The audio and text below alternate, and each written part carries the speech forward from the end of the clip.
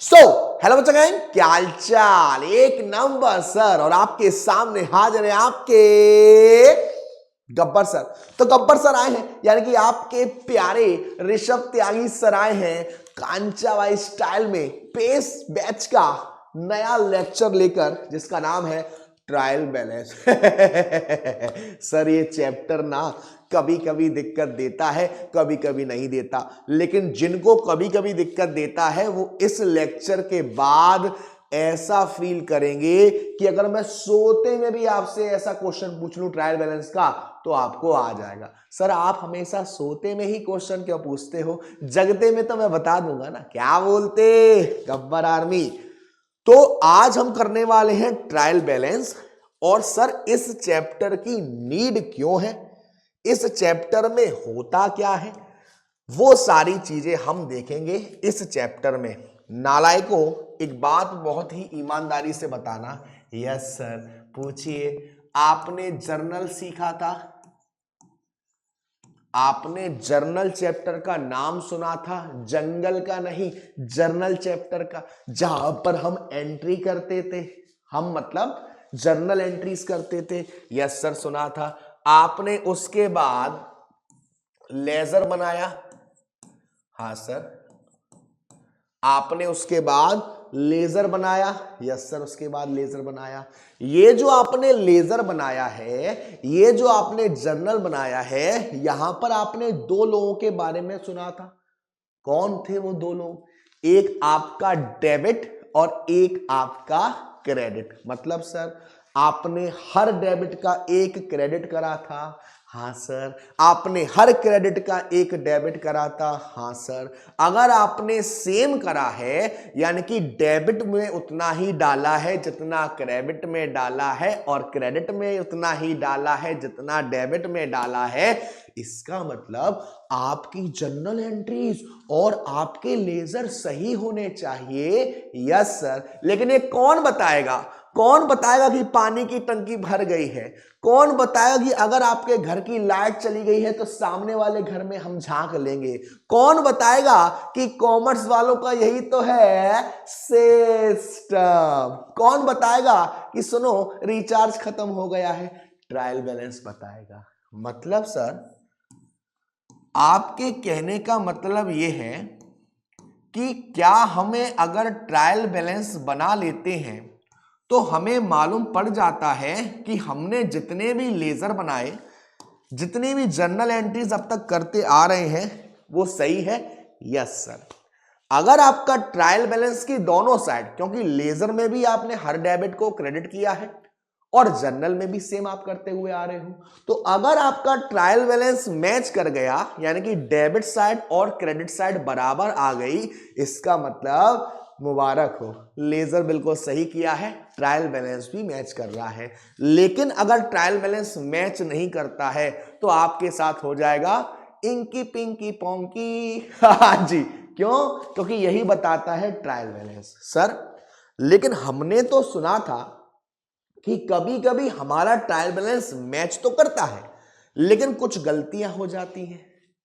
कभी कभी मैच नहीं करता, वो भी गलतियां होती हैं। कुछ गलतियां ऐसी होती हैं जिसके करने से ट्रायल बैलेंस पे कोई फर्क नहीं पड़ता।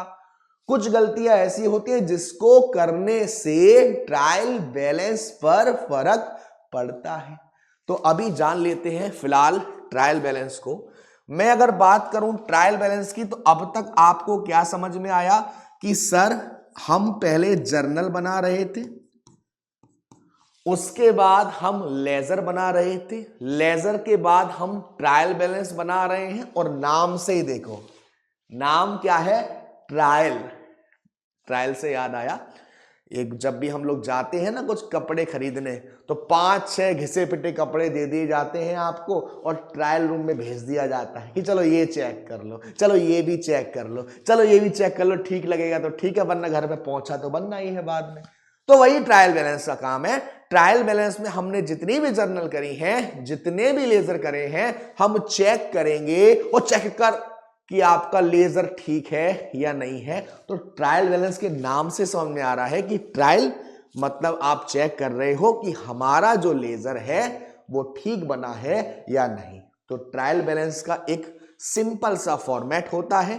दो तरह से करते हैं हम लोग, या तो हम लेजर के बेस पर ट्रायल बैलेंस बना रहे हैं, या तो हम लेजर के बेस पर ट्रायल बैलेंस को बना रहे हैं, ठीक है, या फिर कुछ रूल्स हैं, कुछ रेगुलेशंस हैं जिस पर हम ट्रायल बैलेंस बना रहे हैं।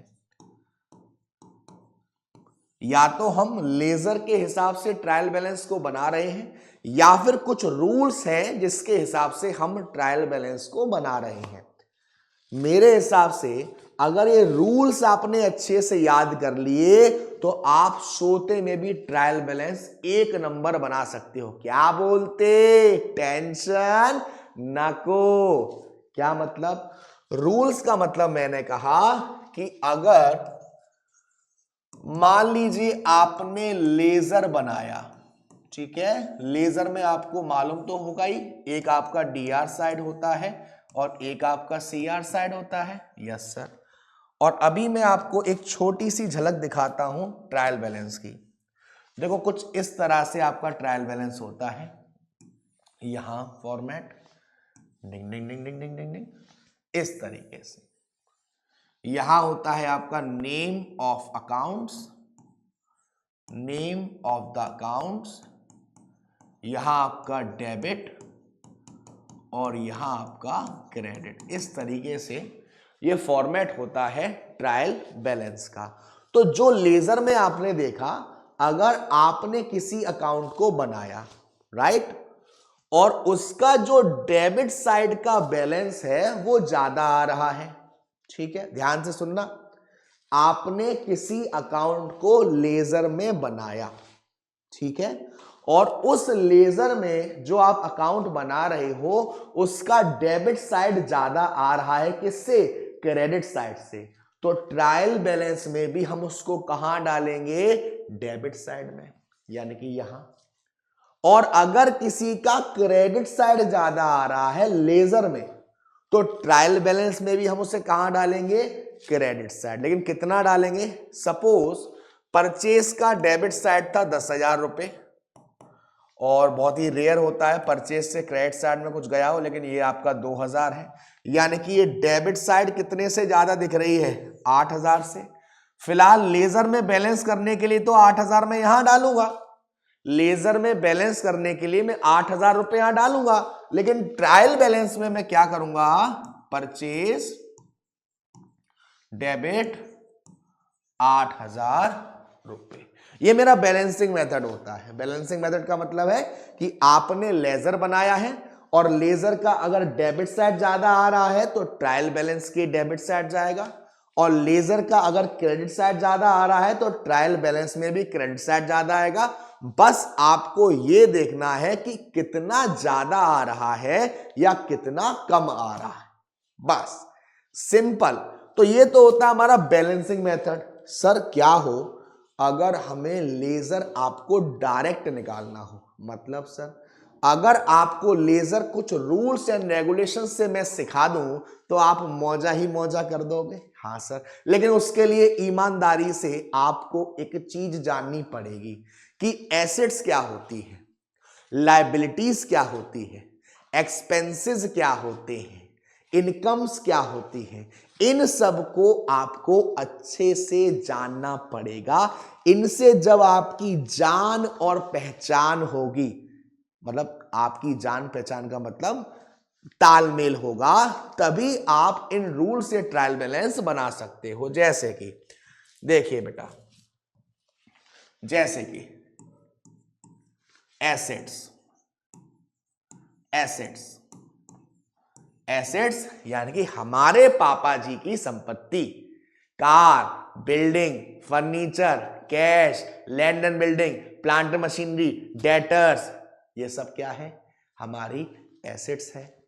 और हमारी एसेट्स को हम ट्रायल बैलेंस में कहां डालेंगे? डेबिट साइड में। क्या कहा मैंने? हमारी एसेट्स को ट्रायल बैलेंस में कहां डालेंगे?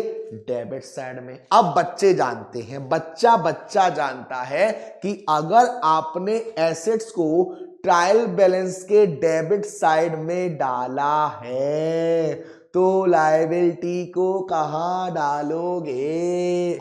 चलिए देख लेते हैं। लायबिलिटीज, लायबिलिटीज मतलब दूसरे के पापा जी का सामान, दूसरे के पापा जी का जो सामान है वो आपकी लायबिलिटीज है। यानी जितनी भी हमारे पास ऑब्लिगेशन होती है, जिम्मेदारी होती है, दूसरे का पैसा होता है, दूसरे से उधार लिया है, दूसरे ने हमको कुछ एडवांस दे दिया, ये सब लायबिलिटीज है। क्रेडिटर्स देखा था आपने, कैपिटल के रूप में भी आपने देखा था, है ना। आपने बिल्स पेबल भी सुना था, है ना। आपने आउटस्टैंडिंग एक्सपेंसेस भी सुने थे। ये सारे हमारे क्या हैं? लायबिलिटीज का पार्ट है। आपने डिबेंचर्स पढ़ा था, लोन पढ़ा था, है ना, बैंक लोन पढ़ा था, बैंक ओवरड्राफ्ट पढ़ा था। ये सब हमारी किसका पार्ट है? लायबिलिटीज का पार्ट। तो अभी आपको सिर्फ कितना समझना है कि सारी एसेट्स को हम कहां पर डालेंगे? डेबिट साइड में। सारी लायबिलिटी को हम कहां पे डालेंगे? क्रेडिट साइड में। ओके, अब मैं आपको ABCD सिखाता हूं भाई। अब आपने बहुत पढ़ाई कर ली, चुपचाप LKG वाले पर आ जाते हैं, क्योंकि यही तो है हम कॉमर्स वालों का सिस्टम। क्या बोलते? चलो, D से डेटर्स और D से डेबिट में आएगा, C से कैपिटल और C से क्रेडिट में आएगा। अरे बोलो, D से ड्राइंग्स तो D से डेबिट में आएगा। अरे बोलो, C से क्रेडिटर्स और C से क्रेडिट में आएगा। कैसी लगी मेरी ABCD आप लोगों को? देखो, बचपन में सीख ली थी, थोड़ा बहुत गलत सीखा था आपने, तो मैंने दोबारा सिखा दी है। क्या बोलता हूं मैं? डेटर्स डेबिट साइड में, एक्चुअल देखा जाए तो डेटर्स क्या है? एसेट्स है। कैपिटल क्रेडिट साइड में, एक्चुअल देखा जाए तो लायबिलिटीज का पार्ट बनता है, internal liabilities. Drawings personal expense है डेबिट साइड में, क्रेडिटर्स लायबिलिटी है क्रेडिटर साइड में। ठीक है। उसके बाद कुछ और नियम आते हैं हमारे पास, जैसे कि अच्छा आगे ले चलते हैं, आगे ले चलते हैं और रूल दोबारा पहले समझ लेते हैं। एसेट्स कहां? डेबिट साइड में, लायबिलिटीज क्रेडिट साइड में, डी से ड्राइंग्स, डी से डेबिट, सी से कैपिटल, सी से क्रेडिट, सी से क्रेडिटर्स, सी से क्रेडिट, डी से डेटर्स, डी से डेबिट। उसके बाद परचेज, आपके हिसाब से परचेज क्या है सर? एक खर्चा हो रहा है, डेबिट साइड से आएगा। सेल्स इनकम हो रही है, पैसा आ रहा है, क्रेडिट साइड से आएगा। जब परचेज डेबिट साइड आया है तो परचेज रिटर्न को मैं कहां डालूंगा? क्रेडिट साइड में सर। और जब सेल्स क्रेडिट साइड आया है तो सेल्स रिटर्न को मैं कहां डालूंगा? कहां डालूंगा? डेबिट साइड में। कभी कभी आप कंफ्यूज हो जाते हैं नाम में। Return outward, return outward is a part of purchase return, यानी कि ये होगा। और रिटर्न इनवर्ड, आउटवर्ड यानी कि आपके पास से जा रहा है, इनवर्ड यानी आपके पास आ रहा है। तो आउटवर्ड जा रहा है, सामान वापस जब आप करोगे तभी जाएगा, और वो सामान क्या है? परचेज रिटर्न है। आपके पास वापस आ रहा है, आपने बेचा होगा, यानी कि वो आपका सेल्स रिटर्न है। और यही नहीं, कभी कभी आपको ट्रायल बैलेंस में ही दे रखा होता है रिटर्न। अब आप कंफ्यूज आ गए, आप कहोगे रिटर्न दे रखा है, एक डीआर में दे रखा है, एक सीआर में दे रखा है, हमें कैसे मालूम पड़े कौन सा रिटर्न है? तो जो डीआर में दे रखा है वो कौन सा रिटर्न है? सेल्स रिटर्न है। और जो सीआर में दे रखा है वो कौन सा रिटर्न है? परचेज रिटर्न है। क्लियर? दोबारा समझो, दो चीज और रह गई इसमें। एक्सपेंसेस, सारे एक्सपेंसेस डेबिट साइड में और सारी इनकम क्रेडिट साइड में। तो पूरी कहानी शुरुआत से समझते हैं, क्या बोलते, पूरी कहानी समझते हैं कि सर एसेट्स कहां जाएगी, डेबिट साइड जाएगी, लायबिलिटी कहां जाएगी, क्रेडिट साइड जाएगी, डी से ड्राइंग्स, डी से डेबिट, डी से डेटर्स, डी से डेबिट, सी से कैपिटल, सी से क्रेडिट, सी से क्रेडिटर, सी से कैपिटल, सब क्रेडिट। उसके बाद परचेज को डेबिट करेंगे, सेल्स को क्रेडिट करेंगे, परचेज रिटर्न को क्रेडिट करेंगे, सेल्स रिटर्न को डेबिट करेंगे, सारे एक्सपेंसेस को डेबिट करेंगे, सारी इनकम को क्रेडिट करेंगे। बस आपने अगर इतना समझ लिया तो ट्रायल बैलेंस में आप होशियार हो गए, स्मार्ट लगोगे, बिल्कुल मेरी तरह। देखो स्मार्ट मैं बचपन से हूं, घमंड नहीं करा कभी, वो अलग बात है, ठीक है। चलिए तो अब आगे बढ़ते हैं, थोड़ा क्या क्या दे रखा है मसाला आपके लिए वो देख लेते हैं। आफ्टर स्टडिंग दिस चैप्टर आपको क्या क्या समझ में आ जाएगा कि ट्रायल बैलेंस क्या है सर, ऑब्जेक्टिव्स क्या है ट्रायल बैलेंस बनाने का, कैसे ट्रायल बैलेंस बनाते हैं, और एरर्स वगैरह। एरर्स वगैरह के लिए आपको याद होगा मैंने रेक्टिफिकेशन ऑफ एरर्स की वीडियो बनाई थी, बड़ी मस्त वीडियो थी, उससे पढ़ ले आपसे सब क्लियर हो जाएगा रेक्टिफिकेशन ऑफ एरर्स के बारे में। चलिए meaning of trial balance, all the businessmen after completion of posting from journal or subsidy book to the ledger want to verify accuracy of the posting। सभी बिजनेसमैन जर्नल को बनाने के बाद, subsidy book को बनाने के बाद, लेजर को बनाने के बाद चेक करना चाहते हैं कि भाई ये सब सही चल रहा है ना, एक्यूरेट है या नहीं है। For this purpose, a statement is prepared wherein the balance of all the accounts in the ledger are incorporated। मतलब इस चीज के लिए वो क्या बनाते हैं, ट्रायल बैलेंस बनाते हैं, जिसमें इन सभी का जो बैलेंस है वो क्या किया जाता है, लिखा जाता है, उसको हम क्या बोलते हैं, ट्रायल बैलेंस। जो अकाउंट डेबिट बैलेंस शो कर रहे थे वो डेबिट साइड में डालेंगे, जो अकाउंट क्रेडिट बैलेंस शो कर रहे थे वो क्रेडिट साइड में डालेंगे। अगर जो टोटल है डेबिट साइड का वो बराबर आ जाएगा क्रेडिट साइड के, इसका मतलब हमारा ये एक्यूरेट, सही है, ठीक। चलिए, the reason for agreement of a trial balance is that under the double entry system each transaction recorded 2 times। इसका रीजन ये है कि हमारा ट्रायल बैलेंस सही होना चाहिए, क्योंकि डबल एंट्री सिस्टम कहता था हर ट्रांजैक्शन को 2 जगह रिकॉर्ड किया जाएगा, डेबिट साइड में और क्रेडिट साइड में। जितना अमाउंट डेबिट में डाला गया है उतना अमाउंट क्रेडिट में भी डाला जाएगा। Thus the total of all the entry on the debit side of all the account must be equal to the total of all the entry on the credit side of all the account. If the total of both the side of a trial balance are equal, it is proved that the books are at least arithmetically correct। ठीक है, चलिए तो definition है trial balance की। Trial balance is the list of debit and credit balance taken out from ledger. ये आपको दिख रहा है एक ट्रायल बैलेंस का फॉर्मेट सा, यहां पर नेम ऑफ अकाउंट है, यहां पर डेबिट साइड का अमाउंट है, यहां पर क्रेडिट साइड का अमाउंट है। पिछला जो दिया गया है दोनों का जो बैलेंस है वो क्या आना चाहिए, बराबर आना चाहिए। ठीक है, तो अभी कुछ मैंने रूल भी बताए थे आपको, वही रूल आपको दे रखे हैं, समझते हैं क्या दे रखा है।